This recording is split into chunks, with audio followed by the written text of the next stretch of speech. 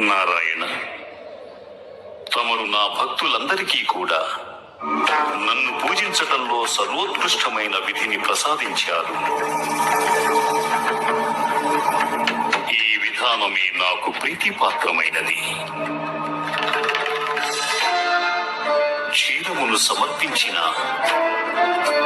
అది భక్తుని మనసుని క్షీరము వలె స్వచ్ఛంగా మార్చలేని పక్షంలో అది వ్యర్థమే. ఆ అభిషేకము వ్యర్థమే.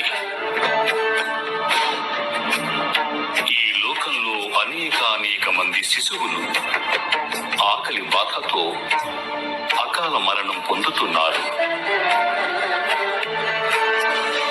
కనుక క్షీరాభిషేకం చేయటానికి తగిన స్థానం నా విగ్రహం కాదు. నిజానికి అటువంటి నిరాశ్రితులు, నిరుపేదలు ఈ లోకంలో ఎంతవరకు ఆకలిగొని ఉంటారో అంతవరకు నేను ఆకలితోనే ఉంటాను.